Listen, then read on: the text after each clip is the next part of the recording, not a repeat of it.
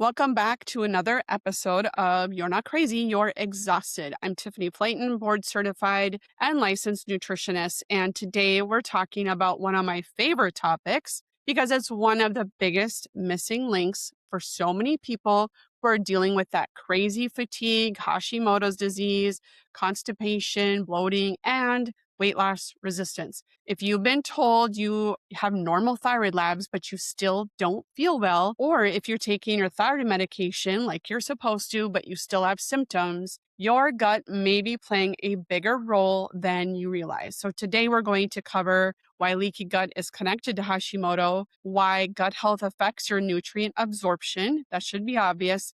Why constipation is often a thyroid issue, but also can make thyroid issues worse, and how your gut bacteria help to activate your thyroid hormone. So let's talk about the first one, the gut and autoimmune thyroid disease. So let's discuss Hashimoto's thyroiditis. It's actually a thyroid disease first. It's an immune disease that attacks the thyroid gland. About 90% of hypothyroidism in the United States is autoimmune Hashimoto's, meaning the immune system is attacking your thyroid tissue. So the real question becomes, why is the immune system confused? One major contributor to this is something called intestinal permeability, more commonly referred to as leaky gut. I'm sure you've heard of that over time.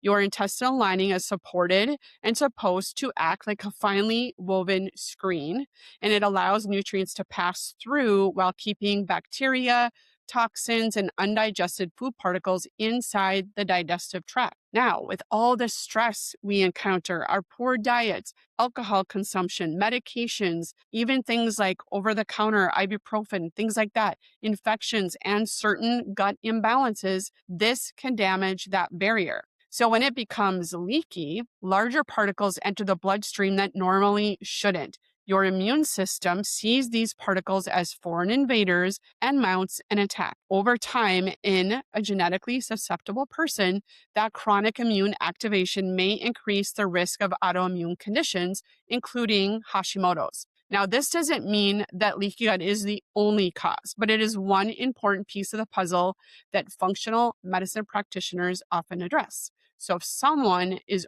only treated with thyroid hormone levels and looking at those without considering the gut health, they may be missing one of the main drivers going on with their immune activation.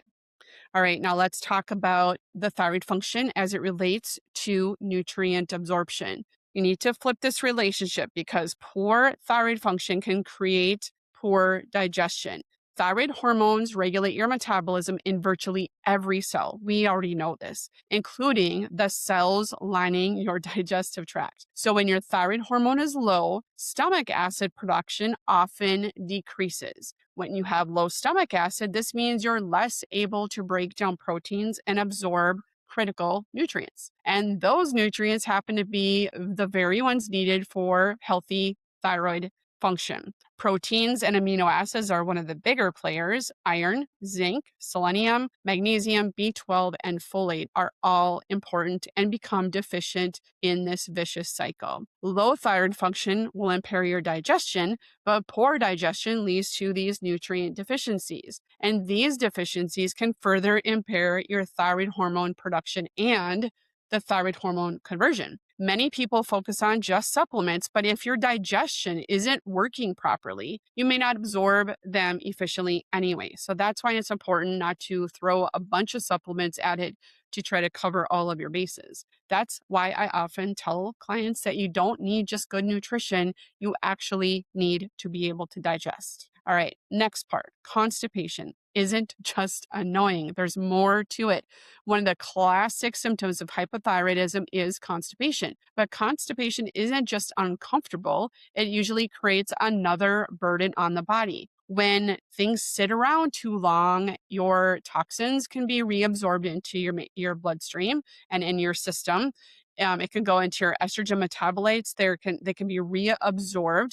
Inflammatory compounds may recirculate, and the gut microbiome can shift unfavorably. Many people with thyroid conditions think having 3 bowel movements a week is normal because that's their baseline and that is what is normal to them. but ideally, we want to have 1 to 3 every single day. Slow motility can contribute to bloating, abdominal discomfort, bacterial overgrowth, and poor detoxification. Supporting thyroid function, hydration, adequate protein, fiber, magnesium, when appropriate, movement after meals, and overall gut health can improve your motility. Because sometimes treating constipation isn't just about adding fiber, it's about improving the underlying physiology that slows everything down in the first place. All right, next section. How does your gut activate the thyroid hormone? This is a huge connection. This is a fact that really surprises many people. Your thyroid gland primarily produces T4, that is your main inactive thyroid hormone, which is considered the storage form of your thyroid hormone. That's why they consider it inactive. The active form your cells actually use is T3. Your body has to convert T4 to T3 in order to feel and function optimally. While much of this conversion happens in the liver and other tissues, the gut microbiome also plays an important role supporting this process. Healthy gut bacteria influence the enzymes involved in thyroid hormone metabolism and help regulate the recycling and activation of thyroid hormones. So, when someone has dysbiosis, meaning an imbalance in your gut bacteria or chronic inflammation, that conversion process becomes way less efficient.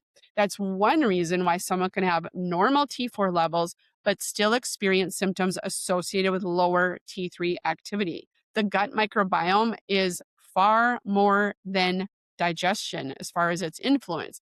It affects your immunity, inflammation, metabolism, hormone regulation, and thyroid physiology. Healthy bacteria produce beneficial compounds like short chain fatty acids that help maintain that intestinal barrier and regulate your immune system. So, taking care of the microbiome isn't just about preventing bloating, it's about supporting the whole body health. Now, if there's one thing I want you to remember today, it's that your thyroid and your gut are constantly talking to each other. They're very involved with each other. When the gut is inflamed, the immune system is activated. When digestion is poor, nutrient absorption suffers. When your thyroid function declines, gut motility slows, and it goes on and on and on. And when the microbiome is disrupted, thyroid hormone metabolism can become way less efficient. It's a two-way relationship. That's why in my practice, we rarely look at the thyroid in isolation. We look at digestion, nutrient status, inflammation, blood sugar, stress, sleep, and the microbiome. And if you've been frustrated with taking your thyroid medication and not feeling better, if you are frustrated that you feel like you're eating all the right things or taking all the right supplements and you still do not feel better, it may be worth asking whether your gut needs some attention. All right. So thanks for listening. And if you found this episode helpful, share it with someone else who could benefit, who struggles with thyroid issues or struggles with gut health issues. And let me know what you think below, and I can answer your questions and get things started for you. So remember, sometimes the path to a healthier thyroid starts in the gut.